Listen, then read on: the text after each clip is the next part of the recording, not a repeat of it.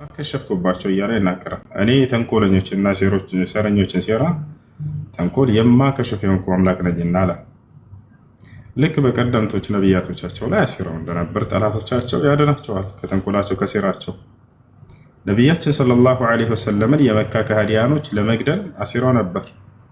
ልክ ነቢዩ ሙሐመድ ሰለላሁ ዐለይሂ ወሰለም ወደ መዲና ነገ ስደት ያደርጋል ሂጅራ ያደርጋል የሚለው ወሬ ሲሰማ ጊዜ የመካ ከሃዲያኖች ሁሉ እንዳለ ተሰባስበው ከእያንዳንዱ ጎሳ ወጣቶች ጠንካራ ወጣቶች ተመርጠው ነገ ሙሐመድ ከመሄዱ ከመውጣቱ በፊት ከመካ ምድር ቤቱ በር ላይ ሆናችሁ በሌሊት በማለዳ ሂዱና እሱን ግደሉት ብለው አዘዙ። እንዳለ ህዝቦቻቸው ተሰባስበው በጠዋት መጡ። በዚህ ጊዜ ነቢያችን ሰለላሁ ዐለይሂ ወሰለም ቤታቸው ናቸው፣ ሊወጡ ነው። እንዳለ ጠላት ከበሩ ላይ ተቀምጧል፣ እርሳቸውን እየጠበቀ ለመግደል። አምላክ አላህ ሱብሓነሁ ወተዓላ ድንቅ ተአምርን አደረገላቸው፣ ሰጣቸው። እርሱም ምንድነው? አይናቸው እንዲታወር ማድረግ። ነቢ ሰለላሁ ዐለይሂ ወሰለምን ዝም ብለህ ውጣ፣ ጠላት በር ላይ ቆሟል፣ እያዩ እንዳያዩ አደርጋለሁኝ አለ። አላህ በቁርአን ላይ ይህን ይናገራል። ወጀዐልና ሚን በይነ አይዲሂም ሰደን ወሚን ኸልፊሂም ሰደን ፈአግሸይናሁም ፈሁም ላ ይብሲሩን አለ። የዚያንም አንተ ከቤትህ በምትወጣ ጊዜ ከፊት ለፊታቸውም ከኋላቸውም የሚጋርድን ነገር አደረግኩባቸው። ፈአግሸይናሁም ሸፈንኳቸው አይናቸውም፣ ፈሁም ላ ይብሲሩን እነርሱ ያያሉ ግን አያዩም ማለት። ነቢያችን ሰለላሁ ዐለይሂ ወሰለም ሰተት ብለው ወጡ ከቤት። ጠላት እዚያው ቁሟል። ልክ ወዲያው አይናቸው አላህ ሱብሓነሁ ወተዓላ እንዲያ ያደረገላቸው ልክ ሲገቡ እርሳቸውን አጧቸው የሉ እና ነቢያቶች ላይ ወኢዝ የምኩሩ ቢከ ለዚነ ከፈሩ አላብላክ አላህ ቃል በቃል ይላል እነዚያ የካዱትም ሰዎች አንተን ለመግደል ባሴሩብህ ጊዜ ሙሐመድ ይላል ሊየቅቱሉከ አንተን ለመግደል ወየኽሩጁከ ወየምኩሩነ ወየምኩሩላህ ወላሁ ኸይሩል ማኪሪን እነርሱም ተንኮልን ይሰራሉ እኔም ተንኮላቸውን አከሽፋለሁ እኔ የተንኮለኞችን ተንኮል የማከሽፍ የሆንኩኝ አምላክ ነኝና አለ። አየህ ልክ እንዲሁ በመሲሁም ላይ እስራኤላውያኖች አይሁዳውያኖች መሲሁን ለመግደልና ለመስቀል ያሴራሉ። አምላክ አላህ ሱብሓነሁ ወተዓላ ወመከሩ አለ መሲሁንም ተንኮልን ለመስራት በእርሱ ላይ ያሰቡበት። ወመከረ አላህ እኔም ተንኮላቸውና ሴራቸውን አከሸፍኩት። ወላሁ ኸይሩል ማኪሪን እኔ የተንኮለኞችን ተንኮል የማከሽፍ የሆንኩኝ አምላክ ነኝና ቀድሞ ነገረው ለመሲሁ ምን አለው? ኢዝ ቃለ አላሁ ያ ዒሳ አንተ መሲሁ ሆይ ዒሳ ሆይ ኢኒ ሙተወፊከ እኔ አንተን ልወስድህ ነው አለው። ወራፊዑከ ኢለየ ወደ እኔም ላነሳህ ነው አለው። ወሙጠሂሩከ ሚነ ለዚነ ከፈሩ ከእነዚያ ከካዱትም አንተን ለመግደል ካሰቡት ከሃዲያን ብሎ አላህ ገለጻቸው። ከእነዚያም ከካዱትም ላነጻህ ነው ላድንህ ነው ላጠራህ ነው አላቸው። አያችሁ አምላክ አላህ ሱብሓነሁ ወተዓላ ቃሉን ፈጸመ። መሲሁን አነሳው ወሰደው። በክብር በሁለተኛው ሰማይ ላይ ይገኛል። ነቢያችን ሙሐመድ ሰለላሁ ዐለይሂ ወሰለም ሰባቱን ሰማያት ባረጉ ጊዜ በነቢይነት ዘመናቸው ሶላትን ትእዛዝ ዛሬ የምንሰግደው ሶላት ለመቀበል እስከ ሰባቱ ሰማይ አድርገው ነበር። በሁለተኛው ሰማይ ላይ ወጣሁኝም አሉ። ወጠለዕቱ ፊ ሰማኢ ሳኒያ ፈረአይቱ ዒሳ አሉ። በሁለተኛው ሰማይ ላይ ስወጣም የማርያምን ልጅ መሲሁን አገኘሁት አሉ። ፈረሐበ ቢ ለእኔም አቀባበል አደረገልኝ አሉ። ወሰለመ ዐለየ በእኔም ላይ ሰላምታን አቀረበ። አሰላሙ ዐለይኩም ወረሕመቱላህ የሚለውን ሰላምታ ተለዋወጡ። ወደዓሊ ቢልኸይር ለእኔም በመልካም ነገር እንዲገጥመኝ ከጌታዬ ከአላህ ዘንድ ጸሎት አደረገልኝ እኔም ሄድኩኝም አሉ። እና ይህ ነው መሲሁ በዚያው እንደተነሳ ይቆያሉ ሂላ አይቆይም። የዘመኑ ፍጻሜ ከመድረሱ በፊት ዳግም እንደሚወርድ በእስልምና ተቀምጧል። በቁርአንም በሐዲስም ላይ ታገኛላችሁ። አምላክ አላህ ሱብሓነሁ ወተዓላ ምን ይላል ስለ እርሱ ሲናገር ወኢነሁ ለዕልሙን ሊሳዕቲ ፈላ ተምተሩነ ቢሃ ይላል። ዳግም መሲሁ ወደ ምድር መምጣቱ ከትንሣኤ ቀን ምልክቶች መካከል ነው፣ በዚህ እንዳትጠራጠሩ በፍጹም ይላል። መምጣቱ ምንም ጥርጥር የሌለው ነገር ነው፣ ይመጣል ብሎ ይነግረናል። የዛኔ በሚመጣ ጊዜ ምን ይሆናል? የዛኔ በሚመጣ ጊዜ የሚቆየው የቆይታ ጊዜ አለ። 7 ዓመት ይቆያል። በሌላ ሐዲስ ላይ 40 ዓመት ይላል። ዑለሞች ይህንን ሲያስማሙ ምን አደረጉ? 7 ዓመት የሚለው ዳግም መጥቶ የሚቆየው ቆይታ ጊዜ ነው። 40 የሚለው ደግሞ አጠቃላይ በምድር ላይ የሚቆየው ታስቦ ነው። ቀድሞ በምድር ላይ 33 ዓመት ቆይተዋልና 33 እና 7 40 ይሆናል። ስለዚህ ያንን በሚቆይበት ቆይታ ጊዜ ስራውን ሰርቶ እንደ ማንኛውም ሰው ይሞታል። የዛኔ ከሚሰራው ስራ መካከል ምንድን ነው ከተባለ መሲሁ በእርሱ ላይ የተዋሸበትን ይሄ ስቅለት የሚባለውን ነገር ሐሰት እንደሆነ ይገልጽላቸዋል። ከዚያም ወየክሲሩ ሶሊብ አሉ ነቢ ሰለላሁ ዐለይሂ ወሰለም የንዚሉ ዒሳ ብነ መርየም ፊ አኺሪ ዘማን ፈየክሲሩ ሶሊብ አሉ። የማርያም ልጅ መሲሁ ዳግም ወደ ምድር ይወርዳል የዘመኑ ፍጻሜ ከመድረሱ በፊት የዛንም መስቀልን ያጠፋል አሉ። እርሱ እንዳልተገደለ እንዳልተሰቀለ ይነግራቸዋል። እርሱ የአምላክ መልእክተኛና ነቢይ እንደሆነ ሰው እንደሆነ ይነግራቸዋል። እርሱ በፍጹም አምላክ የአምላክ ልጅ እንዳልሆነ ይህንንም ይነግራቸዋል። ለዚህም ነው ነቢ ሰለላሁ ዐለይሂ ወሰለም ከመጣም በኋላ ወየድዑ ናሰ ኢላ ዲኒላህ አሉ። ከዚያም ዳግም ከመጣ በኋላ ሰዎችንም ወደ እውነተኛው ሃይማኖት፣ ወደ አምላክ ሃይማኖት፣ ወደ አላህ ሃይማኖት፣ ወደ ኢስላም ጥሪ ያደርጋል ብለው ተናገሩ። ይህ ነው የሚሆነው። በሚወርድ ጊዜ ሐሰተኛውን መሲህ ይገድለዋል። ማን ነው ሐሰተኛው መሲህ? እንግዲህ እንደሚታወቀው አይሁዲዎች መሲሁ ይመጣል ብለው እስካሁን ድረስ እየጠበቁ ነው። እውነተኛው መሲህ የድንግል ማርያም ልጅ ነው። አዎ እርሱ ነው። ነገር ግን እርሱን አንቀበልም ብለው መልሰውታል። ገብታችኋል? እውነተኛው መሲህ እርሱ ሆኖ ሳለ እሱን አንቀበልም ብለው እስካሁን ድረስ መሲሁ ይመጣል ብለው እየጠበቁ ነው። ነቢያችን ሙሐመድ ሰለላሁ ዐለይሂ ወሰለም የትኛውን መሲህ እንደሚቀበሉ የዛኔ በትንቢት ተናግረዋል። ሲናገሩ ምን አሉ? የኽሩጁ ደጃል ምን አርድ ኹራሳን ፈየትበዑሁ 70,000 የሁዲ ወዐላ ሩኡሲሂም ጠያሊስ አሉ። የዘመኑ ፍጻሜ ከመድረሱ በፊትም ሐሰተኛው መሲህ ከኹራሳን ከምትባል ሀገር ይነሳል አሉ። የዛኔማ አይሁዶች ለእኛ ቃል የተገባው መሲህማ ይሄ ነው ብለው ይቀበሉታል። ምን አይነት ለምን ያንን ተቀበሉ? ሐሰተኛውን መሲህ አይሁዲዎች እውነተኛውን መሲህ ለምን መለሱ? አይሁዲዎች መሲህ ተብሎ ሲነገራቸው ጊዜ እነሱ የጠበቁት እንደነ ሙሴ እንደነ ሰለሞን ነቢይነትንና ልክ እንዲሁ ሹመትን ስልጣንን ተጎናጽፎ በቃ የበላይ የሚያደርጋቸው አካል ነበር የጠበቁት በዚች ምድር ላይ ማለት ነው። ከታቻል እንግዲህ የአባቶቻችንን ዙፋን ይመልስልናል የነ ዳዊትን የነ ሙሴን የለመዱትን እንደዛ ብለው ጠብቀው ነበረ። ነገር ግን መሲሁን ሲያዩት ጊዜ ስለ ቀጣዩ ዓለም ብቻ ነበር ስብከቱ። በሰማይ ስለሚያገኙት ዓለም ይነግራቸዋል። የዘላለማዊ ሕይወት እንደሚያገኙ ያንን ብቻ ይመክራቸዋል። በታቻል እነሱ የጠበቁት የነ ዳዊት ሙሴ ስልጣን በቃ ያንን ምድራዊ ስልጣን የለመዱትን። ምክንያቱም እየተጨቆኑ ነበር በሰዓቱ በሮማውያኖች ይጨቆናሉ። ያንን በቃ እነሱን አሸንፎልን የበላይ ድልን የሚያጎናጽፈን ብለው ይጠብቁ ነበር። ሲያዩት እንደዛ ነው። እሱ የሚሰብካቸው ስለ ቀጣዩ ዓለም ብቻ ነው መሲሁ። በዚህ ጊዜ በቃ እሱን አስተባበሉ፣ መለሱ። ዳግም ግን የሐሰተኛው መሲህ በሚነሳ ጊዜ ዘመኑ ፍጻሜ ላይ ያንን የፈለጉትን ነገር ያገኛሉ። ለጊዜው የበላይነትን የሚያጎናጽፋቸው ሐሰተኛ መሲህ ያገኛሉ። እኔ የዚህ ዓለም ገዢ ነኝ በማለትም ይነግራቸዋል። አይሁዲዎችም 70 አይሁዲዎች ገና እንደተነሳም ለእኛ ቃል የተገባው እርሱ ነው ብለው ይከተሉታል አሉ ነብዩ ሰለላሁ ዐለይሂ ወሰለም በትንቢት ላይ ተፈቷል። ከዚያ የዛኔ እሱን የበላይነትን በሱ አገኘን ብለው ዓለምን እያሰሱ እያለ የዛኔ አምላክ አላህ ሱብሓነሁ ወተዓላ ስራውን ይሰራል። ምን ያደርጋል? እውነተኛውን መሲህ ከሰማይ ያወርደዋል። እውነተኛውን መሲህ ከሰማይ ያወርደውና ቀጥታ ሐሰተኛውን መሲህ ያጠፋዋል። ታቻል የዛኔ ምድር ላይ አንድም ሰው አይኖርም የመሲሁን እውነተኛነት የመሲሁን እውነተኛ መልእክተኛነት ነብይነት የሚያምን ቢሆን እንጂ የመሲሁን ትምህርት ይቀበላሉ ሰዎች ሁሉ። የዛኔ መሲሁ ምንድነው ትምህርቱ ከተባለ ነብዩ ሰለላሁ ዐለይሂ ወሰለም በተሰጠኝ ቁርአንና በእኔም ሐዲስ ይመራችኋል ብለው ተናገሩ። ሰዎችንም ወደ ኢስላም ይጠራል። هذا هو المسيح ይህ ነው መሲሁ ብሎ ማለት። መሲሁ ስለ አምላኩ ሊሰብክን የመጣው ከዚህ በፊትም ወደፊትም ሲመጣ ስለ አምላኩ እንጂ ስለ ራሱ በፍጹም የሚሰብክ አይደለም። ኢነላህ ረቢ ወረብኩም ፈዕቡዱሁ هذا صراط مستقيم ነው ትምህርቱ። የኔም የእናንተም ጌታ እርሱ አላህ ብቻ ነው፣ እርሱም በብቸኝነት ተገዙት፣ ይህ ነው ቀጥተኛው መንገድ ነው ያለው። እኔን አምልኩኝ ብሎ በፍጹም መሲሁ አያውቅም፣ ወደፊትም አይልም በፍጹም። ለአንድ አምላክ ብቻ የሚገዛ የሆነ ደግና መልካም የአላህ አገልጋይና ባሪያ ነው። ታቸዋል ከዚያ ውጭ ራሱን ለማስመለክ አልመጣም፣ አይመጣም ወደፊት ራሱን ለማስመለክ። ይህ ነው በእርሱ ስራዎች መደነቅ ያለ ነው። ያስደንቃል ስራው። ያ ግን አምላክ አያደርገውም። ያንንም ስራ የሰጠው አምላኩ ነው። መደነቅም ካለብን ያንን ተአምራትና ታላላቅ ስራዎች በሰጠው አምላክ ነው መደነቅ ያለብን። ማን የሰጠው? ወለቀድ አተይና ሙሳ ልኪታበ ወቀፈይና ሚን ባዕድህ ብሩሱል ወአተይና ዒሳ ብነ መርየም ልበይናት። ለማርያምም ግልጽ የሆኑ ታላላቅ ተአምራቶችን በግልጽ ሰጠሁት እያለ ይናገራል። አምላክ አላህ ሱብሓነሁ ወተዓላ ነው የሰጠው። የሐዋርያት ሥራ ምዕራፍ 2 ቁጥር 22 አንብባችሁ ከሆነ ምን ይላል? أيها الرجال الإسرائيليون اسمعوا هذه الأقوال يسوع الناصري رجل قد تبرهن لكم من قبل الله بقوات وعجائب صنعها الله بيده ይላል። ጴጥሮስ በህዝቡ መካከል ቆመና ድምፁን ከፍ አድርጎ እናንተ እስራኤል ሰዎች ሆይ ንግግሬን ስሙ አላቸው። የናዝሬቱ ኢየሱስ ማለት አምላክ በእርሱ በኩል ባደረገው ድንቅ ተአምር ለእናንተ የተገለጠ ሰው ነበር አለ። ማነው አደረገው? እነዛ ተአምራቶችና ድንቅ ስራዎች በመሲሁ በኩል አምላክ ነው ያደረገው አለ። የአምላክ ድርጊቶች ናቸው።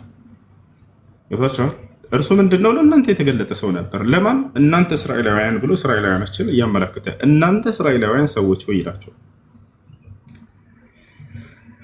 እና ይህ ነው እና አምላክ አላህ ሱብሓነሁ ወተዓላ እውነተኛውን መሲህ ያዳነበት ምክንያት እንዳይገደል እንዳይሰቀል በእነዚያ በሐሰተኞች አይሁዳውያን ያደረገው ለዚህ ነው።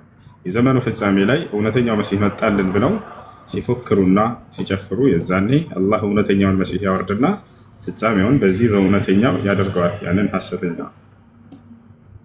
ይህን ይመስላል። ወጥቷል መሰለኝ ልጁ ሲሳይ ካለ ዳግም መግባት ይችላል።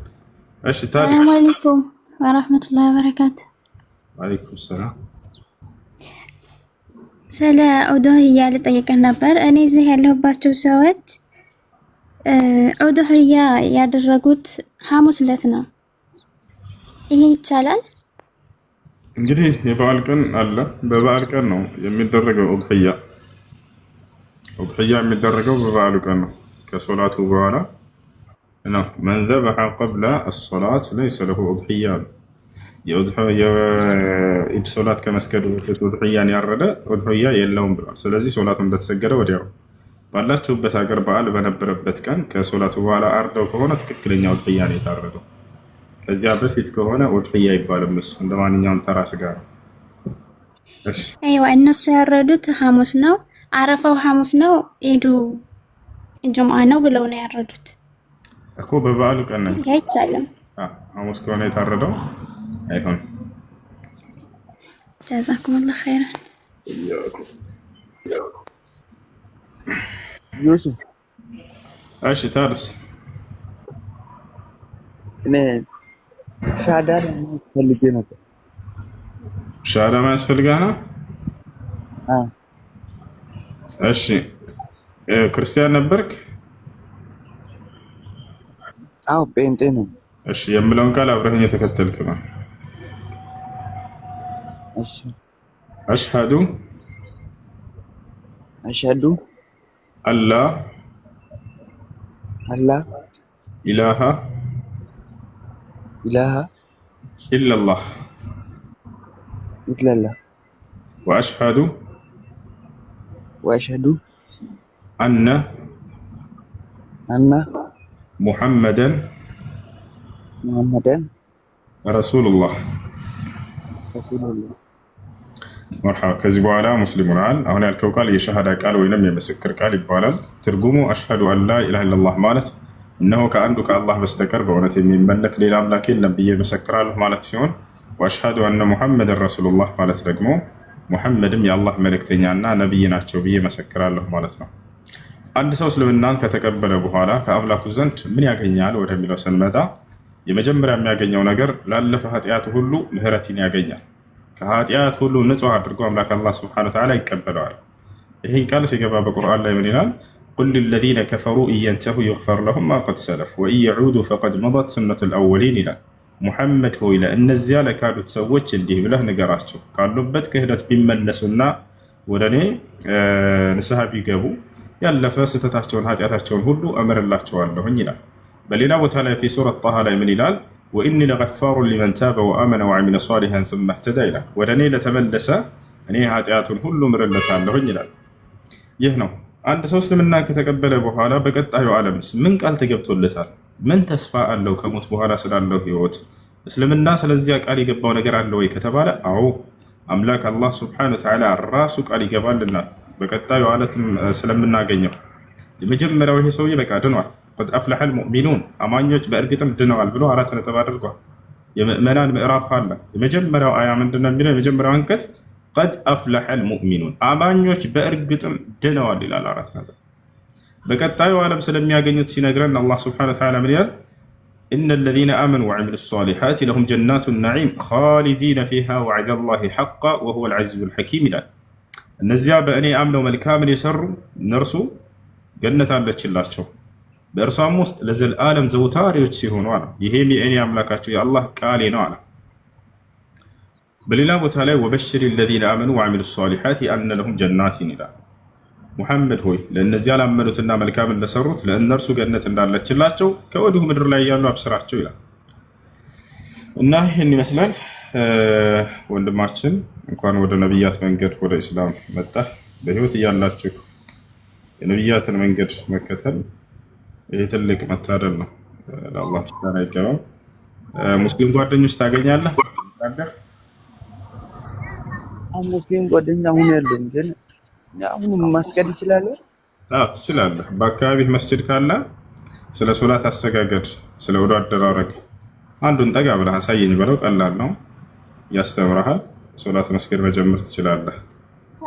ማን ነበር?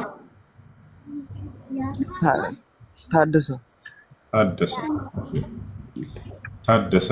መቀየር ካልፈለግ ችግር የለበትም። ሰው መቀየር የምትፈልግ ከሆነ ግን ሙሐመድ ቢሆን ደስ ይለናል። እሺ ያንተ ምርጫ ነው። ደስ ያለህን መቀየር ትችላለህ አንተ። ይቀየርልህ። ደስ የሚልህ ስም አለ ወይንስ ሙሐመድ በሚለው ይሆንልህ? ሙሐመድ ደስ ይላል። አይ ሙሐመድ። እሺ ሻወር ወሰድ። እሺ አንድ ሰው እስልምና ሲቀበል ሻወር እንደወሰድ ታዟል። የታዘዘበትን ምክንያት ለሶላት ራሱን ዝግጁ ያደርግ ዘንድ ነው። ከዚያ ንጹህ ልብስ ለብሰህ ሂደህ ወደ መስጂድ በመሄድ የሚሰግዱትን እያየህ ልክ እንደነሱ መስራት ነው። ሶላት ውስጥ የሚባለውን ቀስ በቀስ ደግሞ ልጆች ጽፈው ይሰጡሃል። ያንን ትማራለህ። አብሽር። ኮሜንት ላይ አንድ ልጅ ላገናኘህ። ቢላል አንድ ቁጥር ጻፍለት። አንድ ቁጥር የሚጽፍልህ ልጅ ፎሎ ታደርገውና በውስጥ ያስተምርሃል። ቢላል አሁን ማስገድ ይችላል እኮ እኔ በቃ ያው እናንተ ቁጥር ጽፎልሃል። በሶላት ውስጥ የሚባለውን እንዲያሳየ ይሄ ልጅ ፎሎ አድርገው። እሺ አንድ ቁጥር ኮሜንት ላይ ጻፈው።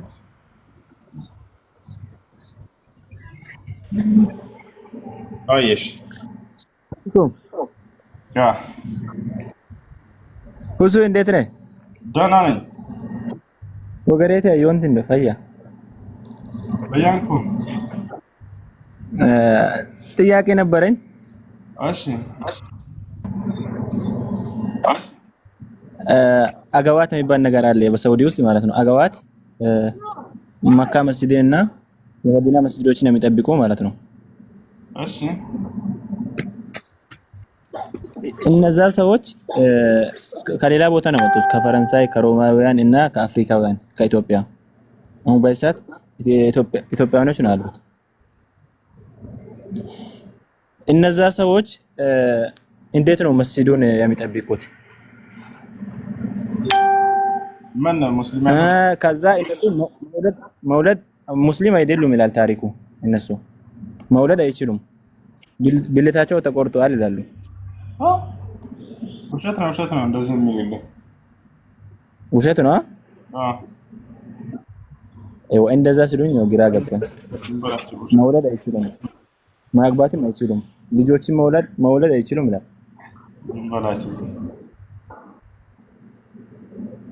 ውሸት ነው። ውሸት ነው። እንዲህ አይነት ያለ አመሰግናለሁ። እሱ ሰላም አለይኩም ወራህመቱላሂ ወበረካቱ። ወአለይኩም ሰላም ወራህመቱላሂ ወበረካቱ። የኔ ጥያቄ ፎሬክስ ትሬድ ነበርና ይቻላል እንዴ በኢስላም? ስለ ፎሬክስ ዑለሞች ተጠይቀው አይቻልም ብላ አይቻልም አይደል? እሺ መርሃባ።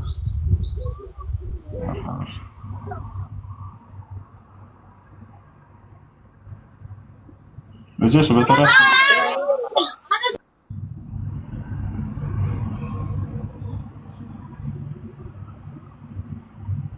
በተራ አስገባቸው። አድሚን የለም እንደዚህ ቤት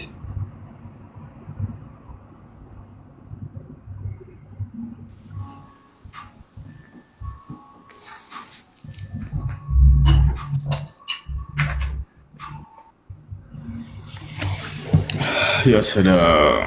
እሺ ጥያቄ ያላለ ከገባችሁ ልጆች የቀደሙ ነኝ። በመሃል መብራት ጠፍቶ ነው። እሺ እስከምጨርስ አልሰማህም? መጨረሻ ላይ አልሰማሁም። መሃል ላይ መብራት ጠፋ፣ ተቋረጠ። እሺ በቃ እንደ መሲሁ እንዳልተገደለ እንዳልተሰቀለ ቃል በቃል አላህ ሱብሓነሁ ወተዓላ ይናገራል። ዳግም ስለሚመጣ ስለሚሰራው ምናምን ሁሉ ስናገር ነበር። ያ ነው ያለው ነገር። እሺ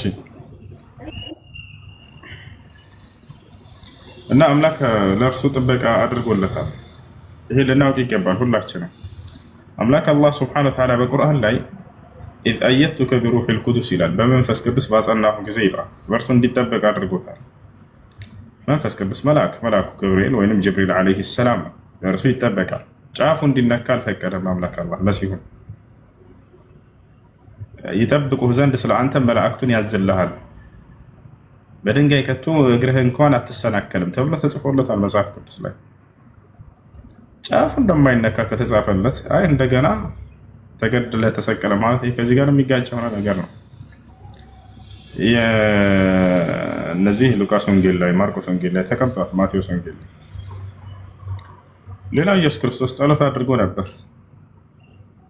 አባት ሆይ አድነኝ ብሎ ለምኖታል። ጸሎቱ ተሰምቶለታል። ዕብራውያን ምዕራፍ 5 ቁጥር 7 ላይ ኢየሱስም በሕይወት በነበረበት ጊዜ ከሞት ሊያድነው ወደሚችል ከብርቱ ጩኸትና ከእንባ ጋር መልጃንና ልመናን አቀረበ፣ እግዚአብሔርንም ስለመፍራቱ ጸሎቱ ተሰማለት ይለናል። ያደረገው ጸሎት ምንድን ነው? እንዲድን ነው ጸሎት ያደረገው። ከሞት ሊያድነው ወደሚችል ብሎ ተናገረ። ጸሎቱ ውስጥ ተሰምቶለታል። ሌላው ኢየሱስ ክርስቶስ ሊይዙት በመጡ ጊዜ ፈሪሳውያኖችን ነግሯቸዋል። ትፈልጉኛላችሁ አታገኙኝም ብሏቸዋል። አታገኙኝም ካለ በኋላ አግኝተውት ገድለውታል፣ ሰቅለውታል ማለት ይሄ ከእርሱ ጋር የሚጋጭ ነው።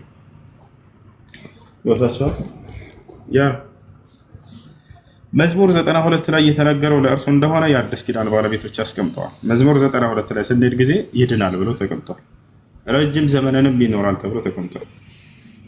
ኪዳን ባለቤቶች አስቀምጠዋል። መዝሙር 92 ላይ ስንሄድ ጊዜ እና ያ ነው። እሺ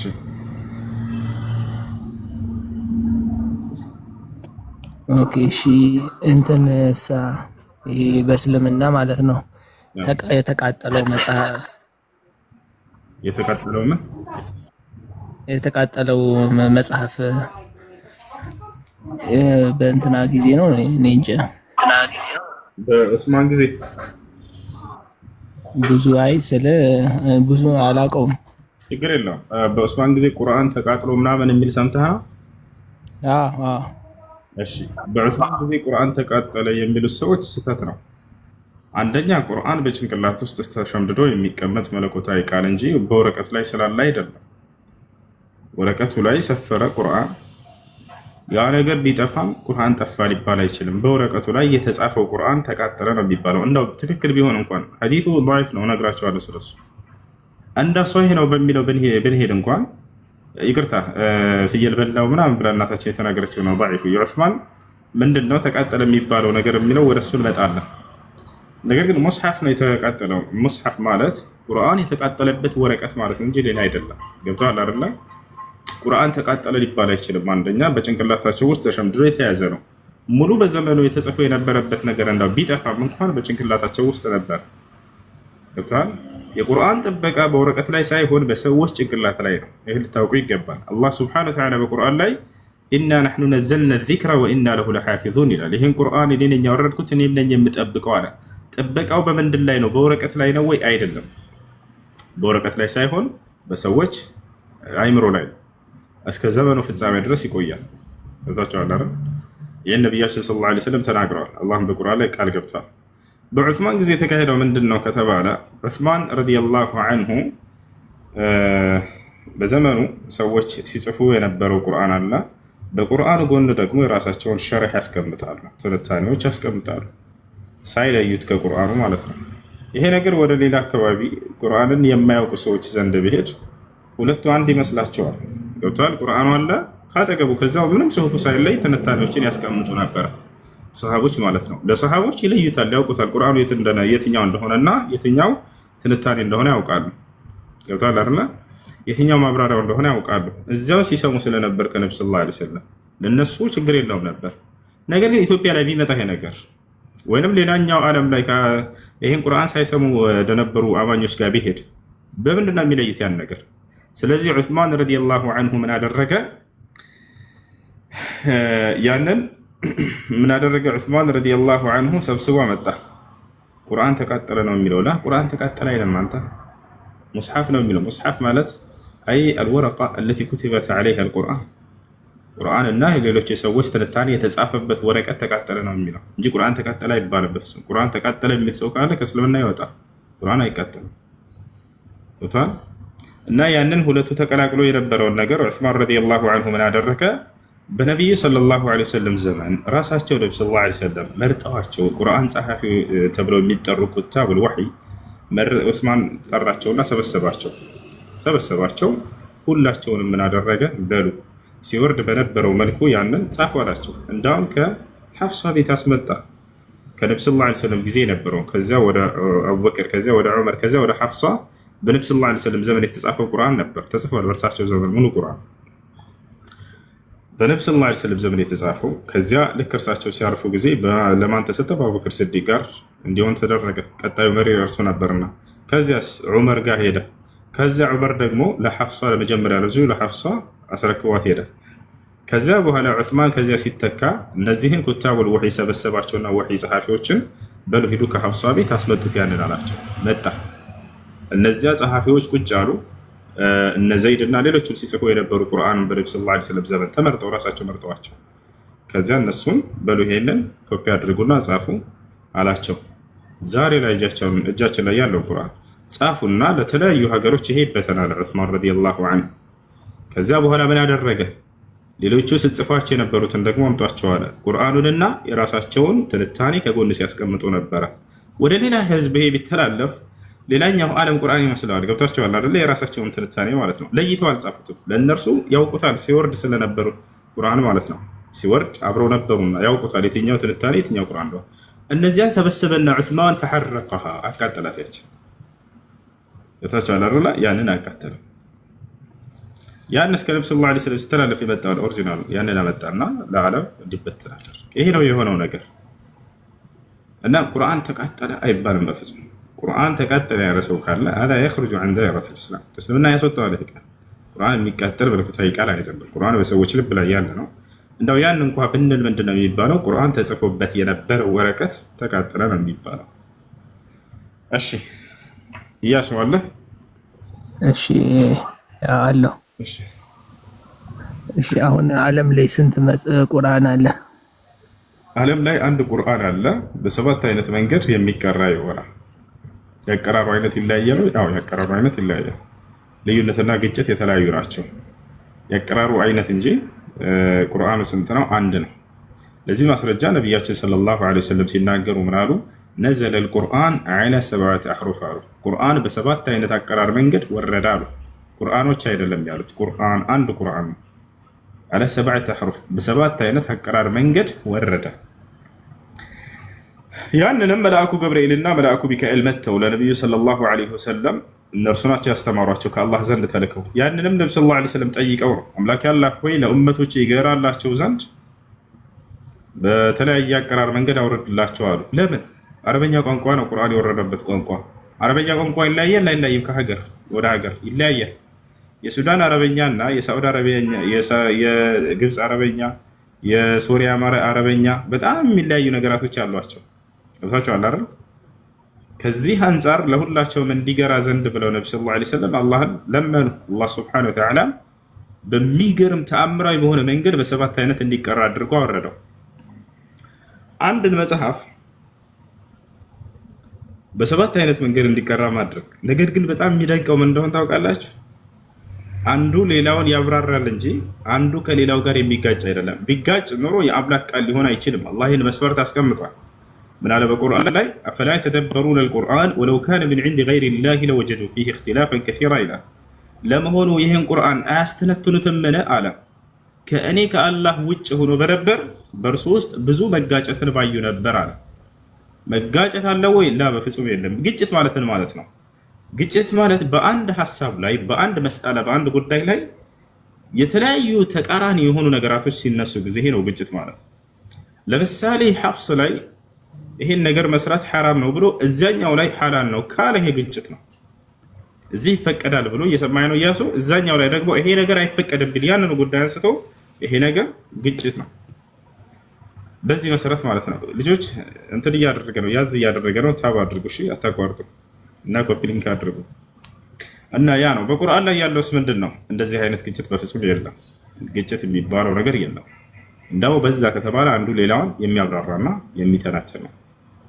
ያ ነው እና ለምሳሌ ልስጣችሁ። ወነጅሚ ኢዛ ሀዋ ብለን እንቀራለን። ወርሽ ደግሞ ወነጅሚ ኢዛ ሀወ ትርጉም ልዩነት አለው ወይ? ላ የለው። ያነባበብ ልዩነት ነው ያለው። ሌላኛው ለምሳሌ ቃላቶቹ ፊደላቶቹ የተለያዩ ሆነው ትርጉሙ ግን አንድ አይነት የሆነ ደግሞ እሱም ያ አዩሃ አለዚነ አመኑ ኢንጃኩም ፋሲቁን ቢነበኢን ፈተበየኑ ይላል። እንደማን?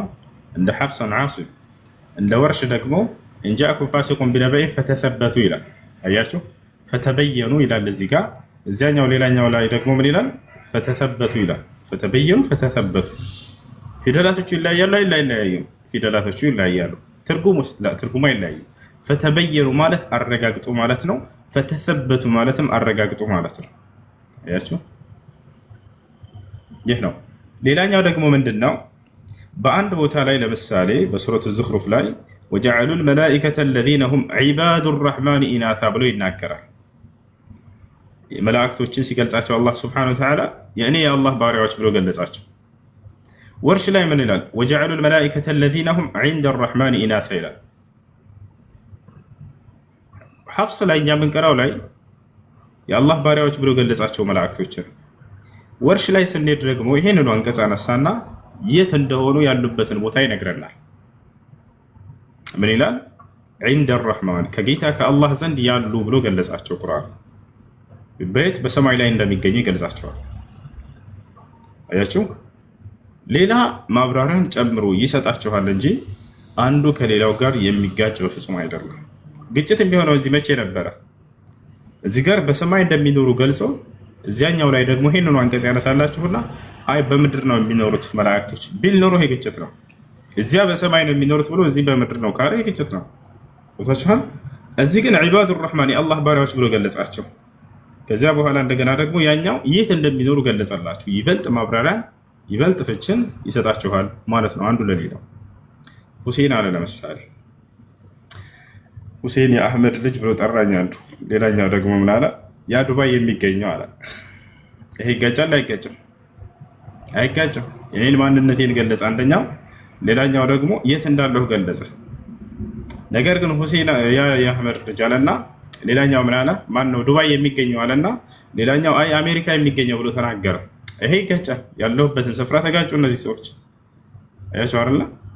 መላእክቶችንም አላህ ሱብሓነሁ ወተዓላ የእኔ ባሪያዎች ብሎ ገለጻቸው። ከዚያስ የት እንደሚገኙ ደግሞ ሌላኛው ቦታ ላይ በሰማይ ላይ እንደሚኖሩ ገለጸልን። አንዱ ሌላውን ፍቺ ይሰጣቸዋል፣ ያብራራላቸዋል፣ ተጨማሪ ግንዛቤን ይሰጣቸዋል። ነገር ግን በሰማይ ነው የሚኖሩት ብሎ ያኛው አይ በምድር ነው የሚኖሩት ቢኖረው ይሄ ግጭት ነው የሚሆነው። ይሄ ነው እንዳጠቃላይ ግጭት ብሎ ማለት። ፍቹን መጀመሪያ ልታውቁት ይገባል። በአንድ መስአላ ላይ በአንድ ጉዳይ ላይ ተቃራኒ የሆኑ ነገራቶች ሲነሱ ጊዜ ነው፣ የማይስማሙ ነገራቶች ሲነሱ ጊዜ ነው። እንደ ምሳሌ ልስጣችሁ። ለምሳሌ መጽሐፍ ቅዱስ ላይ እግዚአብሔር ይጸጸታል አይጸጸትም በሚለው ጉዳይ ስናነሳ ለይሰ አላሁ ኢንሳንን ፈየክዚብ ወለብነ ኢንሳን ፈየንደም ይላል። መጽሐፍ ቅዱስ ላይ ምን ይላል? እኔ እግዚአብሔር እጸጸት ዘንድ ሰው አይደለሁም እዋሽም ዘንድ የሰው ልጅ አይደለሁም ይላል። እንደማይጸጸት ተናገር አይደለ? ሌላ ቦታ ላይ ደግሞ እግዚአብሔር ተጸጸተ ይለናል። መጸጸት በሚለው መስአላ ጉዳይ ነጥብ ላይ ስናይ ጊዜ አንድ ቦታ ልጸጸትም ይላል፣ ሌላ ቦታ ደግሞ እጸጸታለሁኝ ይላል። ይሄ ነው ግጭት ማለት። እዚህም እንደማይጸጸት ገልጾ እዚያ ቦታ ተጸጸተ ካለ ይሄ ነው። ሌላ እግዚአብሔር መታየቱን አስመልክቶ እነሁ ላ የራኒ አሐዱን ወዒሽ ይላል። ራሱ እግዚአብሔር ሲናገር ማንም ከቶ አይቶኝ አይድንም ይላል። ያዕቆብ ቃል በቃል ይላል እኔ እግዚአብሔርን አይቼ ነፍሴ ድናለች ይላል። አይታይም ካለም በኋላ ሌላ ቦታ ላይ ደግሞ አይ ይታያል ይላል። ማንም አይቶኝ አይድንም ካለ በኋላ አይ እኔ አይቼው እድኛለሁኝ ይላል። በአንድ ጉዳይ ላይ ተቃራኒ የሆኑ ነገራቶች ሲነሱ ይሄ ነው ግጭት ብለው ማለት። የዚህ አይነት ነገር በፍጹም በቁርአን ውስጥ አታገኙም። አንዱ ሌላውን የሚያብራራና የሚገልጽ የሚተረትን ተጨማሪ ግንዛቤን የሚሰጥ ሆኖ ነው የምታገኙት። እሺ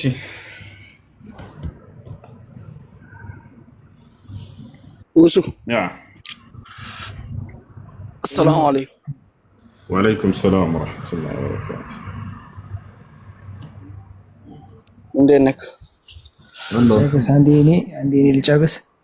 እሺ እያሱ ይጨርስ እንዴ?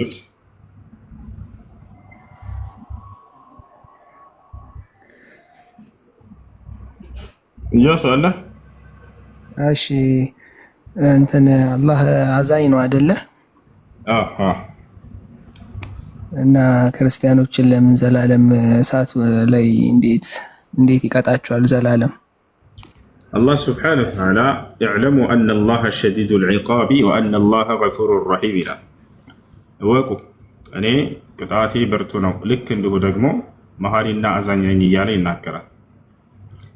አምላክ አላህ ስብሐነሁ ወተዓላ በነቢያት በኩል ህግና ስርዓትን አውርዷል። ከአዳም ጀምሮ እስከ መጨረሻ ዘመን ነብይ ድረስ ሰዎችን አስተምሩ እኔን በብቸኝነት እንዲገዙ፣ እኔን በብቸኝነት ለተገዛ ዘላለም ገነትን እሰጠዋለሁ፣ እኔን ለካደና ላስተባበለ ደግሞ ገሃነም ይገባል ብሎ ይህ መልእክት ደርሷቸው ለሰዎች ሰምተው ተራርተው አያ እንቀበልም አንተን አናመልክም ብለው ከካዱና ካስተባበሉ ወዴት እንደሚሄዱ በነቢያት በኩል አሳውቋቸዋል። አየህ፣ በራሱ ጊዜ የሰው ልጅ ነፃ ምርጫ ፍቃድ ተሰጥቶት የመረጠ አካል ነው። አንተ ነህ የገነት መንገድህን የምታበጀው እዚሁ ምድር ላይ ያለ፣ አንተ ነህ የገሃነም መንገድህን ራስህ የምትመርጠው። አላህ ስብሐነሁ ወተዓላ ያደረገብን ነገር አለ ወይ? ላ የለም። አሁን አላህ ቀድሞ አንተን ለገነት አንተን ለገሃነም ቢለን ኖሮ የዛኔ ይሄ ፍትህ አልነበረም። ራሱ ፈጥሮኝ ራሱ አዘጋጅቶኝ ከሆነ ይሄ ፍትህ አይደለም። የዛኔ አዛኝ ነኝ ቢለኝ እኔ አልሰማም ነበረ። አያችሁ አይደለ? ነገር ግን አላህ ስብሐነሁ ወተዓላ ይሄን አላደረገም። ነቢያትን አወረደ፣ መጽሐፍን አወረደ፣ ንጹህ አይምሮን ሰጠ። ይሄ ቅኑ መንገድ ነው ብሎ በነቢያት በኩል በመጽሐፍ በኩል አሳየ። ይሄ ጠማማው መንገድ ነው ተጠንቅቁት እያለ አሳየ። የገነት መንገድ የሚወስዳችሁ ይሄኛው ነው አለ። ይሄኛው ደግሞ የገሃነም መንገድ ይወስዳችኋል። ምርጫውን ለአንተ ትቼልሃለሁ አለ። መምረጥ የራስ ጉዳይ ነው። አያችሁ አይደለ?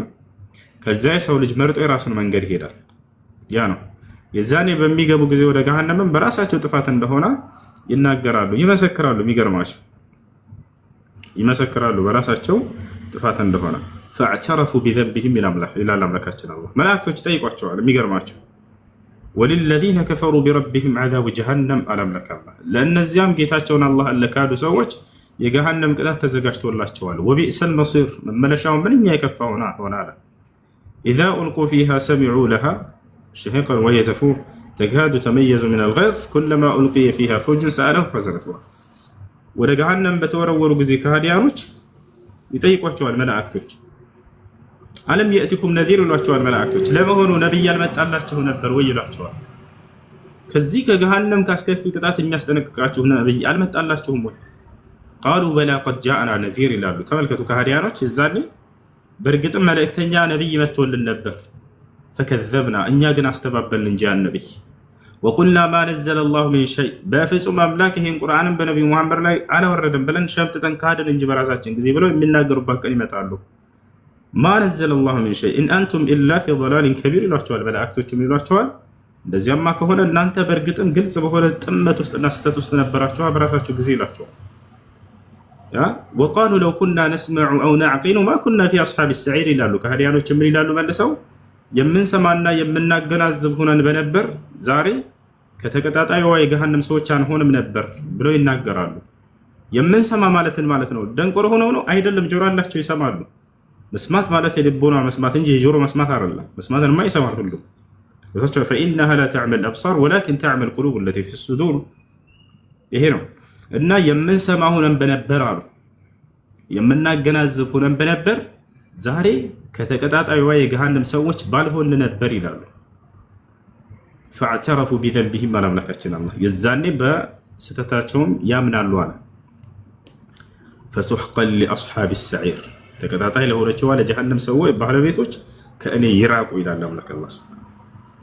ስለዚህ የገነትና የገሃነምን ጉዳይ የሰው ልጅ በራሱ ጊዜ ነው የሚያዘጋጀው። አምላክ አላህ ሱብሓነሁ ወተዓላ ነፃ ምርጫ ፍቃድ ሰጥቶ ነው የፈጠረ፣ ንጹህ አድርጎ ነው የፈጠረ። ነቢያትን ልኮልን እንዳውም ብዙ ዓመታትን ሰጠን፣ ብዙ ዓመታት እንድንኖር አደረገ ይሏቸዋል። ያው ለዚህ ነው ጀሃነም ውስጥ ምን ይባላሉ? ወሁም የስጠሪኹነ ፊሃ ይላል። የእርዳታን ጥሪ እየተጣሩ ይጮሃሉ በጀሃነም ውስጥ ይላል። ረበና አኽሪጅና ነዕመል ሷሊሐን ገይረ ለዚ ኩና ነዕመል ይላሉ አለ። ጌታችን አላህ ሆይ እባክህ አንዴ ከገሃነም እሳት አስወጣንና በምድር ላይ ስንሰራው ከነበረው የክህደትና የኃጢአት ስራ ተቃራኒ የሆነን እምነትንና መልካም ስራን እናድርግ፣ አንድ እድል ስጠን ይላሉ። አላህ ምን ብሎ ነው የሚመልስላቸው? አወለም ኑዓሚርኩም ማ የተዘከሩ ፊህ መን ተዘከር፣ መገሰጽ የሚፈልግ ሰው የሚገሰጽበትን እድሜ አላኖርኳችሁም ነበር በምድር ላይ ይላቸዋል። ወጃአኩም ነዚር፣ መልእክተኛ ነቢይ መጣላችሁም አስተባበላችሁ እነዚያ ነቢያቶችን። ፈዙቁ፣ ቅመሱ የጀሃነምን ቅጣት። ፈማ ሊዛሊሚነ ሚን ነሲር፣ ነፍሳቸውን በክህደት ለበደሉ ሰዎች ምንም አይነት ረዳት አይኖራቸውም ዛሬ እያለ ይናገራል። እና ያ ነው አላህ ስብሐነሁ ወተዓላ አዛኝ ነው። አዛኝ ነው። ከእዝነቱ የተነሳ የሰው ልጅን ንጹሕ አእምሮ ከሰጠው በኋላ ዝም ብሎ በከንቱ አልተወውም። ከእርሱ ጋር የሚያስተሳስሩትን ነቢያት ላከለት፣ መጽሐፍን አወረድለት፣ የገነትን መንገድ አሳየው፣ የገሃነምን መንገድ አስጠነቀቀው። የሰው ልጅ ግን በራሱ ጊዜ ምርጫውን ወስዶ አሻፈረኝ ብሎ ካደ። ከዚያም ወደ ገሃነም ሄደ በራሱ ጥፋት። አላህ ስብሐነሁ ወተዓላ ወደ ገነት የምንመጣበትን መንገድ ሁሉ አሳየን። አንፈልግም አሉ የሰው ልጆች፣ ወደ ገሃነም ሄዱ። ስለዚህ ራሳቸውን በራሳቸው ጊዜ ነው የወሰኑት። እሺ በጣም አመሰግናለሁ። እሱ ሰላም አለይኩም። ወአለይኩም ሰላም ወራህመቱላሂ ወበረካቱ። ሰላም አለይኩም። ሰሞኑ ጥያቄ ጠየቅኩኝ እንትን አለኝ ኔትወርክ ይቀጥል አይደለ? እሺ ቀጥል። እንትን ሰላት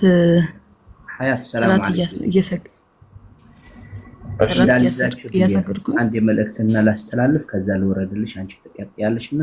ሰላም አለይኩም። በ29 ሜይ የሆነ ዩሱፍ የሚባል ልጅ መጥቶ ነበር እዚህ ለመሳከሚያ ምናምን ብሎ ብር የተሰበሰበ ነበርና እኔ ደግሞ ቃል ገብቼ ነበረ። ከዛ የሱ አካውንት ጠፋብኝና ታስታውሰው ከሆንክ አንድ ወጣት ልጅ ነበር ዩሱፍ የሚባለው። አሁን አካውንቱን ስለጠፋኝ ምናልባት የምታውቁት ሰዎች ካላችሁ በኔ ላይ እንትን በኢንቦክስ ብትልኩልኝ ደስ ይለኝ ነበረ። ወላሂ እኔ አላውቀውም። ማንም ሰው እዚህ መጥቶ የሚጠይቅ ቪዲዮ ላድርግልህ ባለፈው የምታውቁ ሰዎች ካላችሁ እንትን በሉት።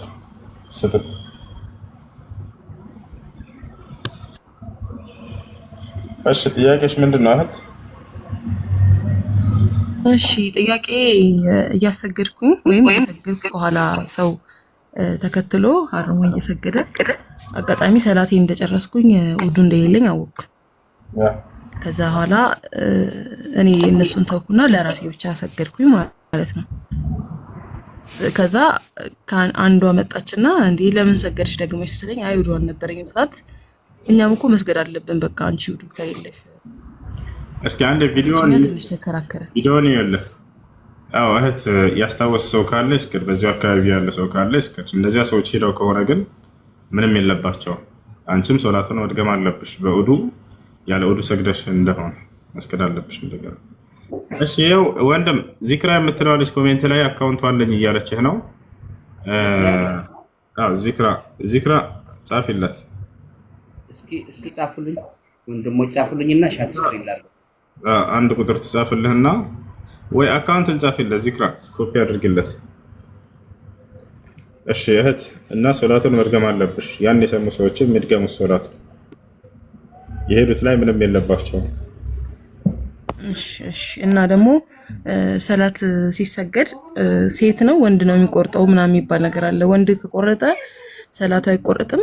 ወንድ ሰላት ይሰገድና አጅሩ ነው የሚቀነሰው። ሴት ከሆነ ደግሞ ሰላቱ ይቋረጣል ነገር አለና ሶላትን የምታቋርጠው ሴትም ወንድም ናቸው። በአንድ ሐዲስ ላይ ሴት ተብሎ ተገልጿል፣ በሌላ ሐዲስ ላይ ደግሞ ወንድም ተብሎ ተገልጿል። ስለዚህ ሁለቱም ሶላትን ይቆርጣሉ። ያ ግን ለአቅመ አዳም የደረሱ ሲሆኑ ጊዜ ነው። ለአቅመ አዳምና ለአቅመ ሔዋን ያልደረሱ ህፃናት ልጆች ሶላትን አይቆርጡም። ምክንያቱም በነብዩ ሰለላሁ ዐለይሂ ወሰለም ጊዜ ነብዩ ሰለላሁ ዐለይሂ ወሰለም የልጅ ልጆቻቸውን ሐሰንና ሁሰይንን ከፊታቸው አስቀምጧቸው ይሰግዱ ነበር፣ አቅፈዋቸው ይሰግዱ ነበር። እሺ ነው። እሺ ሌላም ጥያቄ አለኝ። ሌላ ደግሞ ያው ወደ ቂብላ ወይም እግርጌ ወደ ቂብላ አጋጣሽቶ መተኛት አይቻልም ይባላል። እንዲህ ሐዲስ ያለው ነገር ነው ወይስ እንዲሁ ነው? የለም እንሞታለን ብለው ፈርተው ነው ይሄንን ሐዲስ የተናገሩ ሰዎች በዛው ከሞትን ወደ ጀነት ነው የሚሄድ።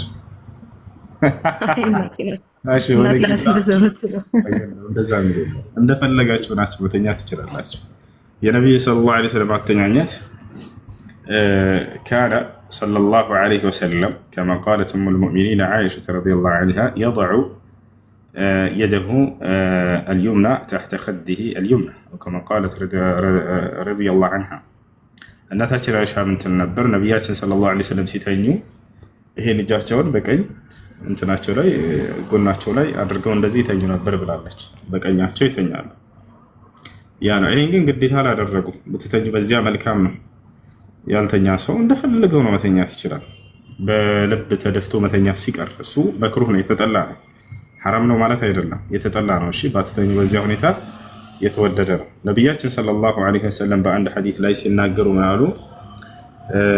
ሰውን የሆነ ሰው በደረቱ ተደፍቶ በሆዱ ተደፍቶ ተኝቶ አገኙት። ፈአይቀዘሁ ነቢይ ዐለይሂ ሰላቱ ወሰላም ቀሰቀሱትና አስነሱት።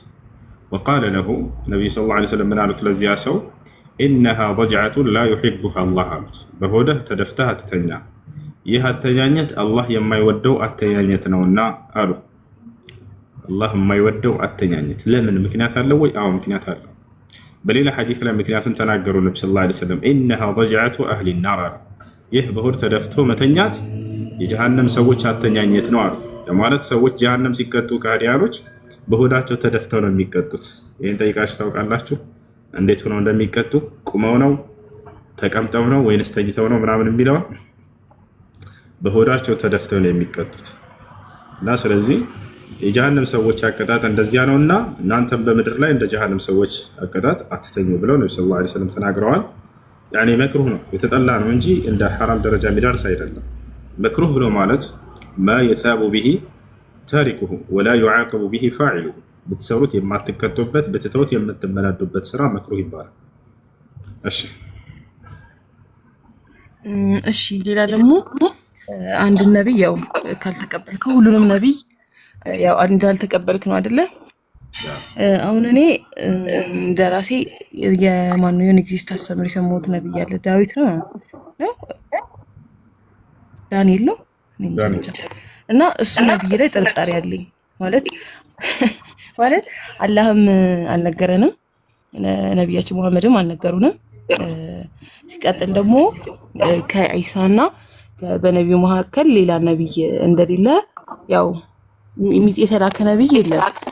እንደገና ደግሞ ከዛ በፊት የመጣ እንኳን ቢሆን ምን አይነት ማረጋገጫ አለ? ያው የተገኘው እንትኑ ነው የተሰዱ ነው። ከዛ በኋላ የሞተስ ቢሆን የሚለው ነገር ውስጤ ላይ ጥርጣሬ አለና ያ እንዴት ነው የሚታየው? እሺ ልጆች እየተቆራረጠ ነው፣ ያዝ እያደረገ ነው። ታብ አድርጎ አታቋርጡ፣ ኮፒ ሊንክ አድርጉ።